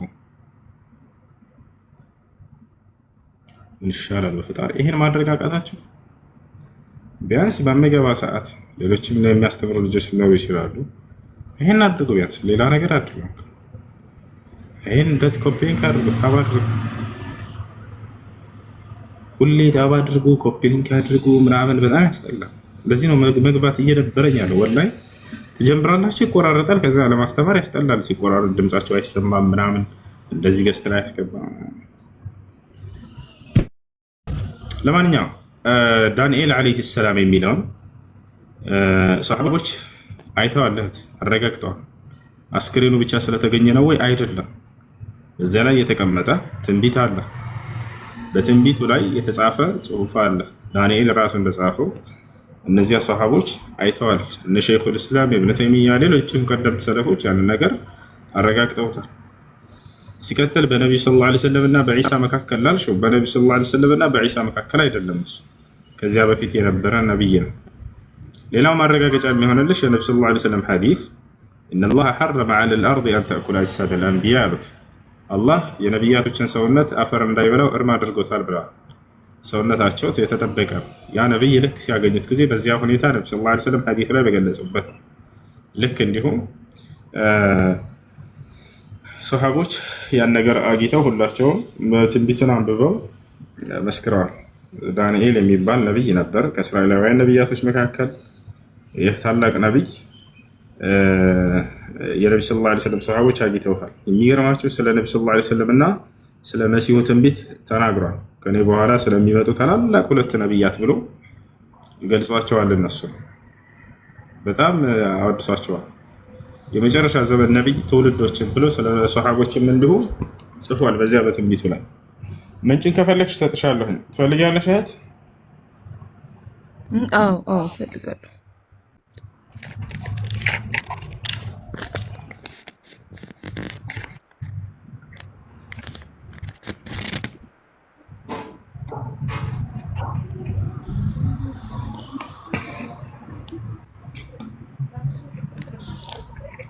ዳንኤል ዓለይሂ ሰላም ዳንኤል ያ ሰላም የሚገርም እሺ አልሐምዱሊላህ ወሰላቱ ወሰላም ሚያት አድርጉት አንዴ አልሐምዱሊላህ ወሰላቱ ወሰላም ዐላ ረሱሊላህ ወበዕድ ذكر غير واحد من أهل العلم بالتاريخ والسير أن دانيال عليه السلام كان نبيا من أنبياء بني إسرائيل كان إسرائيلاويين نبياتوች መካከል አንድ ነብይ እንደሆነ ታሪክና የሲራ ባለቤቶች ይህን ዘግበዋል وكان في زمن بختنصر الذي خرب بيت المقدس وقتل من قتل من بني إسرائيل وأحرق التوراة ተውራትን ያቃጠለው የሆነ بختنصر የተባለ ንጉስ የነበረበት ጊዜ ነበር በዛን ጊዜ በአንድ ንጉስ ዘመን ከነበሩ ነብያቶች አንድ ነብይ ነበር وذكروا أنه بشر بنبينا صلى الله عليه وسلم برسوم ስለ ነብዩ ሙሐመድ صلى الله عليه وسلم እንዳበሰረና ትንቢትን እንደተናገረም ገልጸዋል قال شيخ الإسلام لمثال ابن تيمية من الألو وقال دانيال عليه السلام وذكر محمد صلى الله عليه وسلم باسمه فقال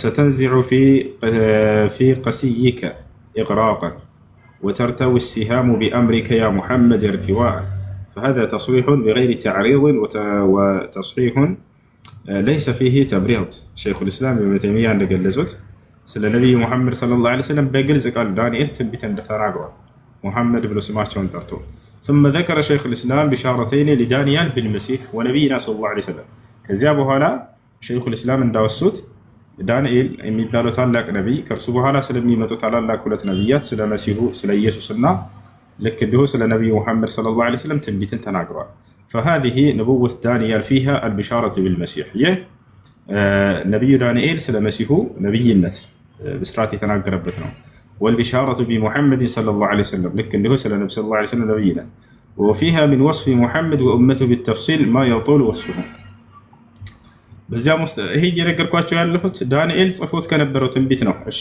አንብበው ዳንኤል አንድ ታሪኩን ወደታች ይመጣል እንገራቸው አጭሩ ሰሃቦች ድል እያደረጉ ያለ ሀገርን እየከፈቱ ባሉበት ጊዜ በዑመር ኢብኑ አልኸጣብ አስተዳደር ጊዜ ነው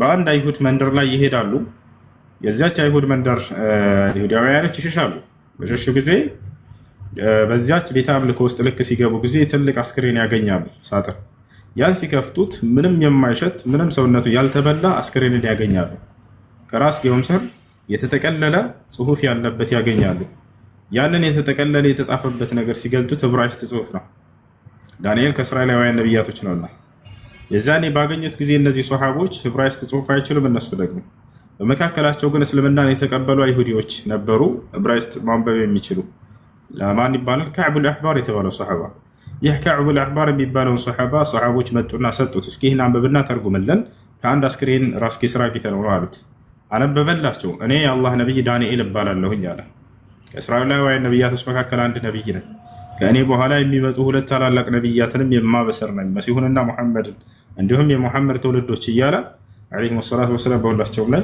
እነዚህን ገልጿቸዋል እና ስለዚህ ነው ኢብኑ ተይሚያ ያወራ ያሉት ዳንኤል ምን ይላል فهذه نبوة دانيال ይህ የዳንኤል ትንቢት ነው فيها البشارة بالمسيح ይህ ስለ መሲሁ ነብይነት ያበሰረበት ቃል በርሷ ውስጥ ይገኛል والبشارة بمحمد صلى الله عليه وسلم ልክ እንዲሁ የነብዩ ሙሐመድ صلى الله عليه وسلم ነብይነት ያበሰረበት وفيها من وصف محمد وأمته بالتفصيل ما يطول وصفه وقد قرأها المسلمون لما فتحوا العراق كما ذكر ذلك العلماء منهم أبو العالية أبو العالية يعني من كبار التابعين يصحبوش تماري هنا يسماشينو يصحبوش تماري يهونو تلاق تابعي ارسو قلصوا ثالثين انتهى من الجواب الصحيح لمن بدل دين المسيح الملة والمسيح معنه الشيخ الإسلام ابن تيمية مساخلة الجواب الصحيح لمن بدل دين المسيح الزلاي ታገኙት አላችሁ ይሄን መጽሐፍ ከዚህ በፊት ከዙሁር እስከ አስር ባለው ጊዜ እዚህ ቲክቶክ ላይ ሳስተምር ነበር ምናልባት ተከታተሉ የነበራችሁ ካላችሁ ሰምታችኋል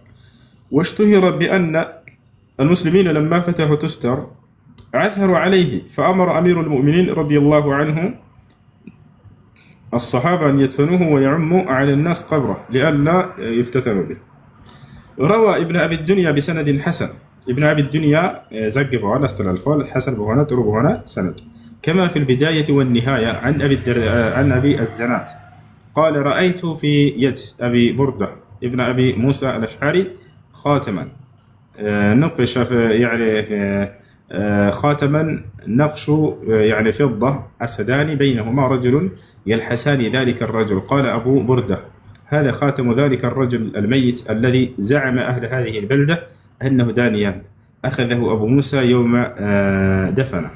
قال أبو بردة فسأل أبو موسى علماء تلك القرية عن نقش ذلك الخاتم فقالوا إن الملك الذي كان دانيال في سلطانه جاءه المنجمون وأصحاب العلم فقالوا له إنه يولد ليلة كذا وكذا غلام يعور ملكك ويفسده عليك. فقال الملك والله لا يبقى تلك الليلة غلام إلا قتلته، إلا أنهم أخذوا دانيال فألقوه في أجمة الأسد فبات الأسد ولبوءته يلحسانه ولم يضراه، فجاءت أمه فوجدتهما يلحسانه فنجاه الله سبحانه وتعالى بذلك حتى بلغ ما بلغ. قال أبو بردة قال أبو موسى قال علماء تلك القرية فناقش دانيال صورته وصورة الأسدين يلحسانه في فضة خاتمه لئلا ينسى نعمة الله عليه في ذلك. እንግዲህ ታሪክ የታወቀ ነው፣ የሚገርም ታሪክ ነው። ዳንኤል ዓለይሂ ሰላም ይህ ታላቅ ነቢይ ከእስራኤላውያን ነቢያቶች መካከል አንድ ነቢይ ነው። የሆነ ትእዛዝ ያወጣል። ያ ንጉስ ያን ትእዛዝ የማይፈጽሙ ሰዎችን እንደሚቀጣ ይናገራል። ያ ትእዛዝ ደግሞ የንጉሱ ትእዛዝ ከአምላክ ትእዛዝ ጋር የሚጋጭ ነው። ያንን በእርሱ ዘንድ የነበሩ እነዚህ አይሁዳውያኖች እንግዲህ የነቢያት ጠላት ናቸው አብዛኞቹ አይሁዳውያን። ይህን ዳንኤልን ለማስጠቃት የሚፈልጉ ሰዎች ያንን ትእዛዝ የሚጻረር ትእዛዝ አድርጓልና የሰው ብለው ምናምን ይከሱታል ከንጉሱ ጋር። ንጉሱ ምን ያደርጋል? لأن هذه القصة ذكرت في غير هذا الكتاب يعني أحدثكم عنها እና ምን ያደርጋል? የኔ ትእዛዝ ተጻረሩና የሰው በአንበሳ ውስጥ ጣሉት ብሎ ያዛል። አንበሶች አሉ፣ ጉድጓድ አለ፣ እዚያ ውስጥ እንዲወረወር ዳንኤል። ከዚያም በኋላ እነዚህ አንበሳዎች እንዲበሉት የተራቡ አንበሳዎች ናቸው። በዚያ ውስጥ ተወረወረ። ነገር ግን ዳንኤልን ሊበሉት አልቻሉም። ልክ ጠዋት ሲሄዱ ጊዜ እዛ አስገብተው ታድረው ጫፉን አልነኩትም። ጭራሽ እንደውም አንበሳዎች ይልሱታል። ምንም አልነኩትም፣ አልተበላም ነበር እና በጣም በመደነቅ ከዚያ በኋላ እነዚያ ጠላቶች አላህ ሱብሓነሁ ወተዓላ በዛ ጠፋቸው። ዳንኤልን አዳነው ከጠላቶች እና ይሄ ሁሉ ተገልጿል ነው። وروى ابن أبي شيبة بسند صحيح عن مطرف بن مالك أنه قال شهدت فتح تستر مع الأشعري أي أبو موسى الأشعري الصحابي الجليل قال فأصبنا دانيال بالسوس. قال دانيالنا أجنينا إلى الله صحابوش قال بك عليها صحابوش دانيالنا أجنينا ويالو يمسكر هذا. فكان أهل السوس إذا أسنوا أخرجوه فاستسقوا به. قدي إذا شاقر سوش بنادر قربر يدعالينا عسكريين أسكمتوبت بكنات درك سيمت أباش تورسون بموتات ዝናብ ይለምናሉ። ተመልከቱ፣ ዝናብ ይለምናሉ። وأصبنا معه 60 يعني جرة مختمة. وروى البيهقي في دلائل النبوة يتسنى مسافة شولا إمام البيهقي من يلالو عن خالد بن دينار عن أبي العالية قال لما افتتحنا تستر وجدنا في بيت مال الهرمزان سريرا عليه رجل ميت.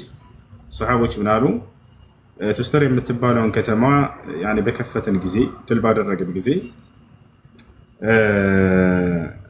الهرزمان የሚባል ቤት ማል ውስጥ ገባ። ሰሪራን يعني አልጋን አገኘ። በዚያ ላይ عليه رجل ميت በርሱ ላይ የሞተ ሰው አገኘ። عند رأسه مصحف له ከራስጌው ስር ከራሱ ስር የእርሱ የሆነ የተጻፈ ደብዳቤ ወይም መልእክት አለ ወረቀት። فأخذنا المصحف ያንን የተጻፈውን ነገር ያዝ ነው። فحملناه إلى عمر بن الخطاب ወደ عمر بن الخطاب ወሰድነው። فدعا له كعبا فنسخه بالعربية. كزام عمر من الرجاء يهي تزعفه دبداب بإبرايست نونا كعب الأحبار يبالون أيهود نبرس لمنا نتقبل أيهودنا أرسونا استقرنا عمر ودا عربية أسترقمه ترقمه يعني أنا أول رجل من العرب قرأه. هي صحابة ومن إلى سينا قال أنا كعربو كان دبداب مجمر أنا ببكتني نبركو كإبرايست ودا عربية بتكير كزي دانيال ملأ اكتلال. قرأته مثل ما أقرأ القرآن هذا تبركة من اندالا والله قرآن عندما نبو لك እንደዛውኔ አንብቤዋለሁኝ ይሄን ቁርአን እንደማነብ ልክ እንደዛኔ ያነበብኩት የዳንኤልን መልእክት አለ فقلت لأبي العالية مالكت ما كان فيه برسوس من نبر يتጻፈው فقال سيرتكم وأموركم የእናንተ የነብዩ መሐመድ ሰለላሁ ዐለይሂ ወሰለም ተውልዶች ታሪካችሁ የእናንተ ነገር ነው የተጻፈው በዚያ በዳንኤል መልእክት ላይ ودينكم ይህ ሃይማኖታችሁ ኢስላም ولوحول كلامكم وما هو كائن بعد كذا በኋላ ስለሚሆነውም ትንቢት ነው የጻፈው ዳንኤል قلت فما صنعتم بالرجل ታዲያ ያን አስክሬን ከዚያ በኋላ ምን አደረጋችሁት አልኩኝ قال حفرنا بالنهار 13 قبرا متفرقة فلما كان في الليل دفناه وسوينا القبور كلها لنعميه على الناس يعني لا ينبشونه من አደረጋችሁት አስክሬኑን ተባሉ ሰሃቦች ከዚያ በኋላ እንግዲህ ሰሃቦች ያን አስክሬን ባገኙ ጊዜ ዑመር ኢብኑ አልኸጣብ አዘዛቸው ይላል በሌላ ዘገባ ላይ 13 መቃብር ቆፍሩ አላቸው ተቆፈረ አንዱ ላይ ቅበሩት አላቸው ሌሎችን እንደ መቃብር አስመስላችሁ ደፈኗቸው አለ ለምን ይሄን ያደረገበት ምክንያት ቅድም እንዳልኳቸው አይሁዲዎች ይባረኩበት ነበር ያላቸው ሽርክ ይሰሩበት ነበር ዳግም እንኳን ወደዛ ቢመጡና ድርጋ ያደርጉ በዛች ሀገር ላይ እዛ ሽርክና ባዕድ አምልኮ ላይ እንዳይመለሱ ሲባል ዑመር አይናዋጅ አደረገባቸው ሊኑዓሚህ አለ الناس በሰዎች ላይ ያ እንዲታወርባቸው ተጣጣላና ያ ነው እና ዑመር ኢብኑ አልኸጣብ ረሱል አድርጓል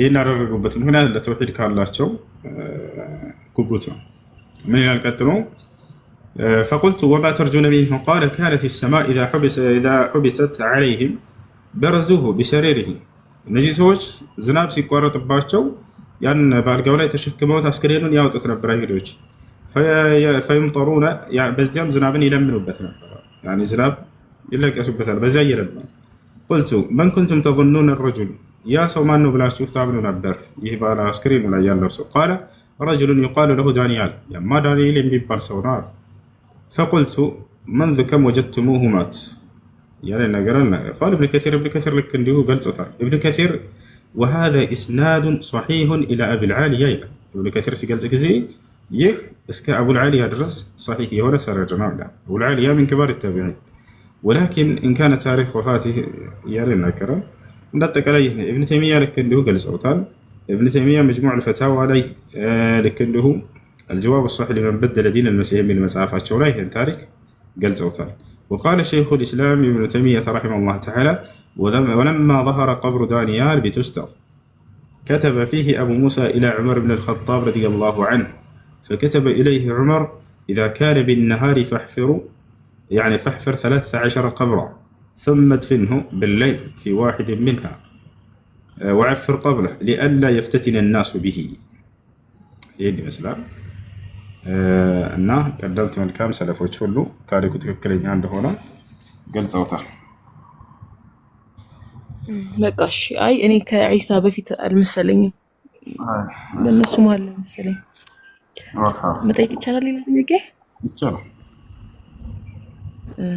እሺ እንትን የያጎቴ ልጅ ናት እና ባሏ ወታደር ነው እና 4 ዓመት አልፎታል እና የሙት ይዳን አይታወቅም አሁን እሷ በህይወትም ሊኖር ይችላል ላይኖርም ይችላል እንዴት ነው ኒካህ አላት የላትም እሷ ማግባት ትችላለች ወይ ያው አልተፈታችም ምንም አላለችም ግን ይሙትም ይዳንም ይደም ድምጾም አይሰማው ግን አንዲት አለ ታስሯል ምናምን ይባላል አንዴ የለም ይባላል እርግጠኛ አልሆነችም እሷ መኖር አለመኖር አረጋግጥ ከቤተሰብ የለም ካሏት የሚያውቁ ሰዎች ተጠይቀው የለም ካሉ ይሄን ያክል ሁሉ ዓመት ከቆየ ሸሪዓ ፍርድ ቤት በመሄድ ኒካህን ታስወርድ ሸሪዓ ፍርድ ቤት ሄዳ ኒካህን አስወርዳ ከዚያ በኋላ ታገባለች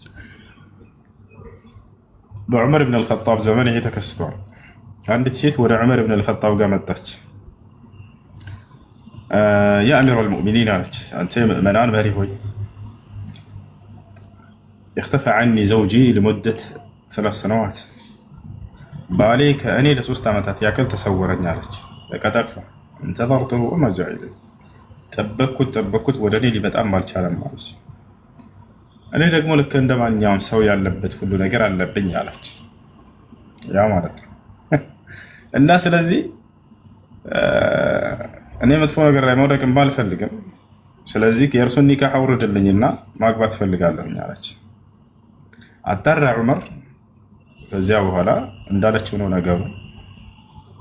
ተሰውሯል። ለ3 ዓመት ያክል ሊመጣ አልቻለም። ስለዚህ ዑመር ብን አልኸጣብ ኒካሁን አወረደላት። የዛኔ አሚር እርሱ ነውና ከዚያ በኋላ ሌላ ባል አገባች። እሺ ያኛው ሰውየው ቢመጣስ እንዳጋጣሚ ከጊዜ በኋላ የሚገርመው ሰውየው መጣ ከጊዜ በኋላ የመጀመሪያ ባሏ እሺ መጣ።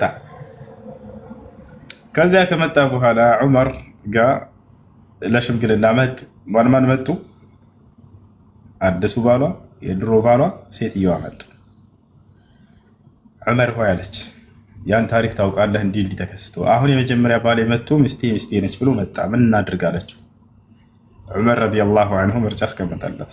ለዛ ለመጀመሪያው ወደ ሚስትህ መመለስ ከፈለክ ሁለተኛ ሲያገባት ሰውየው ያወጣውን ወጭ መልስለታል።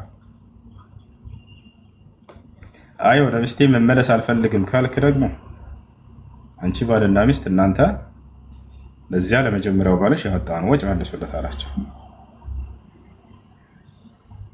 አይ አሁንማ የሰው ከሆነች በቃ የሰው ነች፣ መጀመሪያ ያወጣሁትን ትስተኛለህ።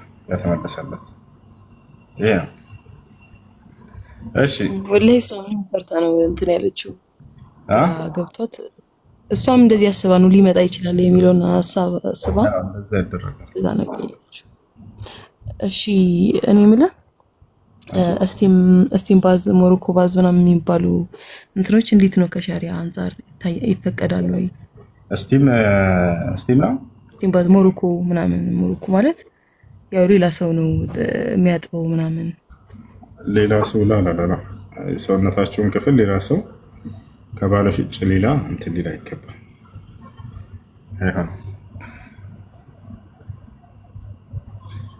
እሺ መጨረሻ ጥያቄ። አይ አንተ ስለ ጁማዓት ትናንትና ነው ጠይቄ ነበረ። 2 ሰውና ከዛ በላይ ጀማዓ በላይ ነበርና ሁለቱ ሰው ሲሰግድ ጁማዓ ሰላት ነው ያልኩት እና ኹጥባ ግዴታ ነው። እንዲሁ ደግሞ ሴቶች ጀማዓ የሆኑ ሴቶች ጁማዓን መስገድ ይችላሉ ወይ በራሳቸው? ጀማዓ ያላቸው ሴቶች በሴቶች ላይ ግዴታ አይደለም። በሴቶች ላይ ግዴታ አይደለም፣ ዋጅብ አይደለም በእነሱ ላይ። እሺ ጁማዓ ለመስገድ ስንት ሰው መሟላት አለበት? አንዳንድ ሰው 40 ሰው ይላሉ። ስተት ነው። 2 እና ከዚያ በላይ ከሆኑ በቂ ነው። አንደኛው አዛን ያደርጋል፣ ሌላኛው ደግሞ ኹጥባ ያደርጋል። እዚያ ጓደኛ ተቀምጦ ኹጥባ ታደርጋል። አልሐምዱሊላህ الذي خلق السماوات والأرض وجعل الظلمات والنور ثم الذين كفروا بربهم يعدلون والصلاة والسلام على أشرف الأنبياء والمرسلين. شو عندي بتشا ህፃናት ልጆች ሲያከትሙ ማለት ነው እንደማበረታቻ አንድ ጁዝ ሲደርስ የሆነ ነገር እንደ ድግስ የሆነ ነገር ማድረግ አይቻልም ተብዬ ነበርና እንዴት ይታያል? ማለት እንደማበረታቻ ከሆነ ችግር የለውም። እዚህ ጋር ምንድነው የተደነገገ መሽሩዕ ነው ብለው አስበው ከሆነ ይሄ መሽሩዕ አይደለም፣ አልተደነገገም። በቁርአን በሐዲስም ላይ ሰዎች ባከተሙ ጊዜ እናድርጉ የሚል የለም። ነገር ግን ኢዛ ካነ ሚን ባብ ሽክር ኒዓም ጸጋን ለማመስገን ከሆነ የተዋለላቸውን ጸጋ አላህ ቁርአን ስላሳወቀላቸው ልጃቸውን አላህ ለማመስገን ልክ እንዲሁ ያ ልጅ እንዲበረታታ ታስቦበት ከሆነ ችግር የለም። እሺ ጨርሻለሁ። ጀዛከላህ ኸይር።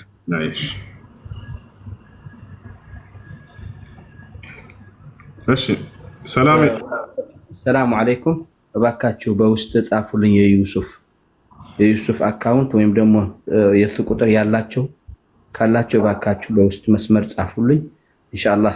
ሁሱ ጀዛከላሁ ኸይረን ሽኩራን።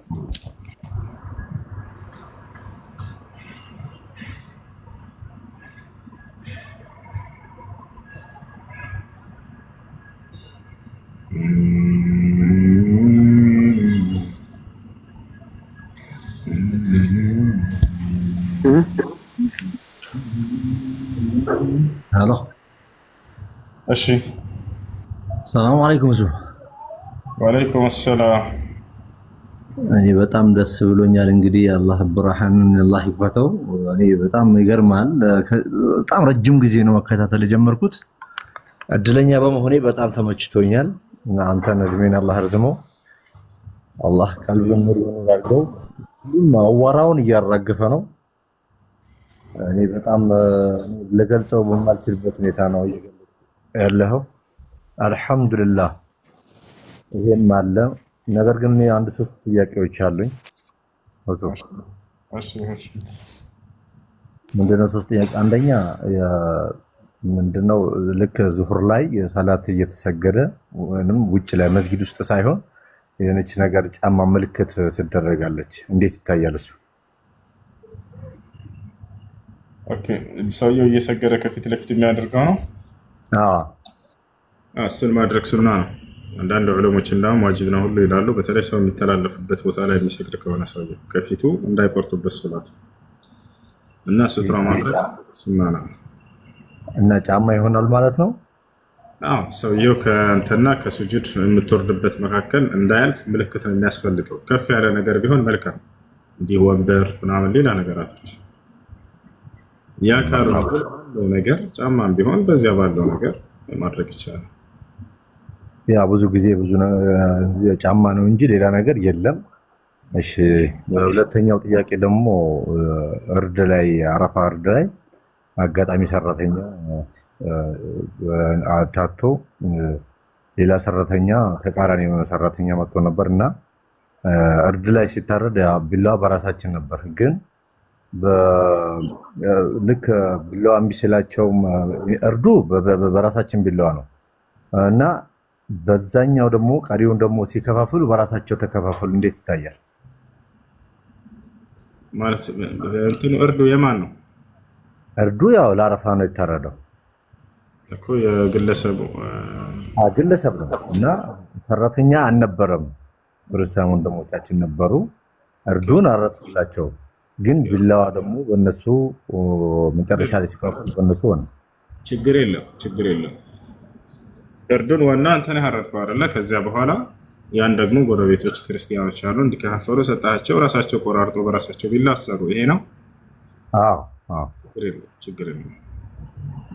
መርሐባ። ሶስተኛው ጥያቄ ደግሞ ልብስ ነበረ። ቢጫ ልብስ መልበስ እንዴት ይታያል? ቢጫ ልብስ መልበስ የሚለውን በተመለከተ ነቢያችን ሰለላሁ ዐለይሂ ወሰለም የተጠላ እንደሆነ ገልጸዋል። ነገር ግን شيخ الإسلام ابن تيمية رحمه الله تعالى اقتضاء الصراط المستقيم مخالفة أصحاب الجحيم من مسافات شولاي ሌሎችም ልክ እንዲሁ እንዳብራሩት ከእምነት ጋር ትስስር ያለው የልብስ አይነት እንደሆነ ተገልጸዋል።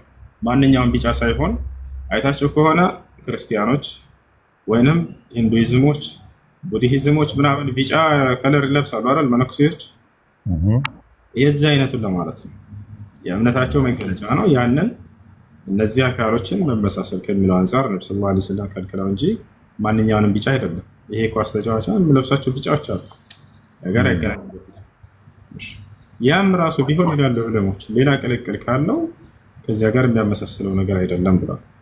እና እንዳጠቃላይ ያንን የእምነት መገለጫ የሆኑ ቢጫ አይነት ለማለት እንጂ ማንኛውንም ቢጫ አይደለም።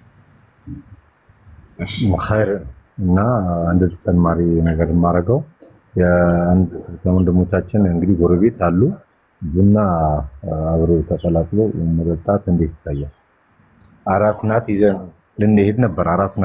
አራስ ናት ሄደን ልንጠይቃት ፈልገን ነበረ እና ቡና ይዘን ልንሄድ ነበረ እና በዚህ መልኩ እንዴት ይታያል? ክርስቲያን ናቸው? ክርስቲያን ነች። ይቻላል፣ ችግር የለውም። ክርስቲያን ጎረቤቶች ካሉ ለእነርሱ ቡና ሰርታችሁ ምግብ ሰርታችሁ አራስ ከሆኑ መንከባከብ ትችላላችሁ፣ ችግር የለውም።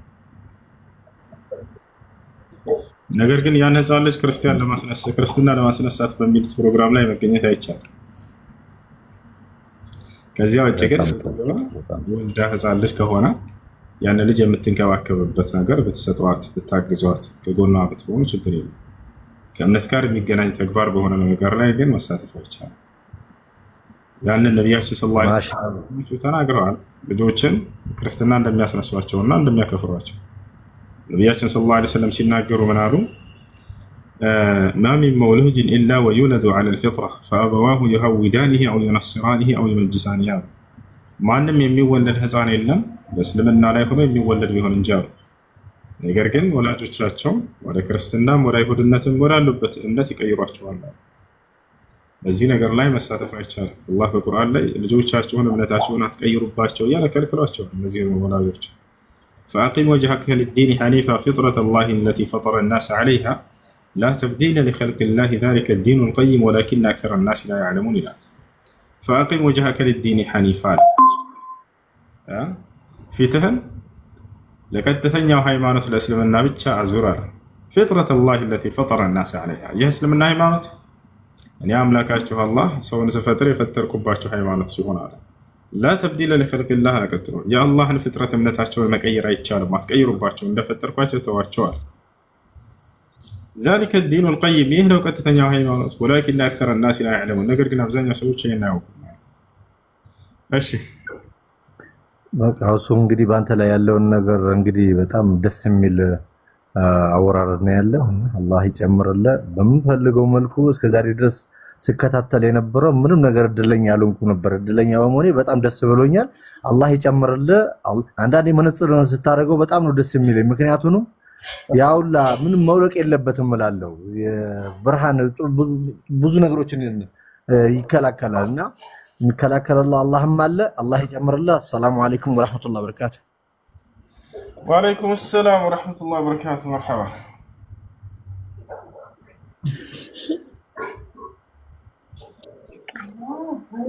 ሰላም አለይኩም። ወአለይኩም ሰላም።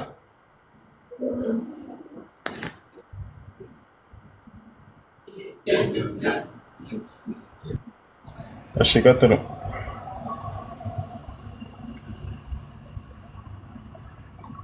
ሰላም አለይኩም። ወአለይኩም ሰላም። እንዴት ነው እሱ? ሰላም ነው አልሐምዱሊላህ።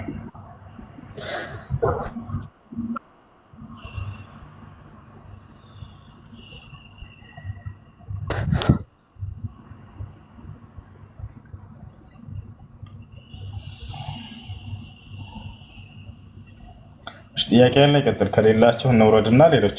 ሰላም አለይኩም ወራህመቱላሂ ወበረካቱ። ወአለይኩም ሰላም። ጥያቄ ነበረኝ እና አንድ ጥያቄ ነበረኝ። እሺ ይቅርታ፣ እኔ ልቅደም ወንድሜ።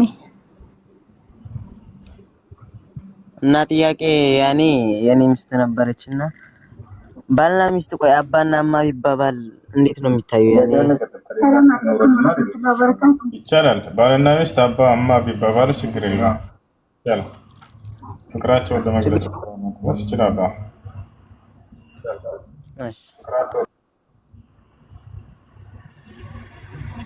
ሰላም አለይኩም። አመሰግናለሁ። መርሐባ። ወአለይኩም ሰላም።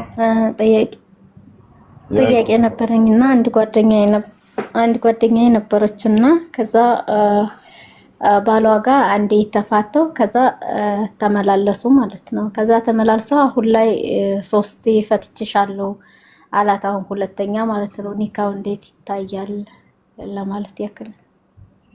መጀመሪያ የተፋቱት አንድ ጊዜ ነው? መጀመሪያ አንድ ጊዜ በሸሪዓ ፍርድ ቤት አንድ አውርጃለሁ ብሎ ከዛ ተመላልሰው ሳለ ከዛ አሁን ደግሞ 3ቱንም ፈትቼሻለሁ ብሎ አላት ማለት ነው። እሺ 3 ጊዜ ፈትቼሻለሁ የሚለው ቃል አንድ ኒካ ነው የሚያወርደው። ምክንያቱም በነብዩ ሰለላሁ ዐለይሂ ወሰለም ጊዜ ይህ ጥያቄ ተጠይቆ ነበር። جاء رجل إلى النبي صلى الله عليه وسلم وقال يا رسول الله إني طلقت امرأتي 3 فهل لي رجعة؟ فقال له النبي صلى الله عليه وسلم نعم رجعها فإنها طلقة واحدة.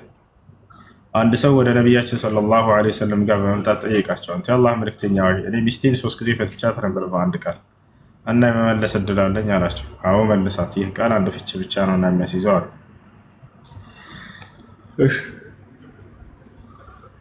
እና ስለዚህ ሁለት ኒካን ያወረደው የመጀመሪያውና የሁለተኛው አንድ ኒካ አላቸው ማለት ነው። አዋው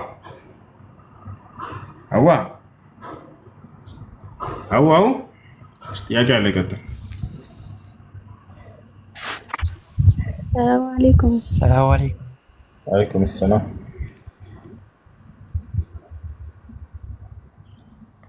እኔ ልቅደም። አንድ ጥያቄ ነው። ኢትዮጵያ ትቅደም። እሺ ጥያቄ ያለው ቤት ውስጥ ሲሆን ማለት ነው እና ቁምጣ ነው የምለብሰው ሁሌ እና በቁምጣ መስገድ እንዴት ይታያል? ይበቃል?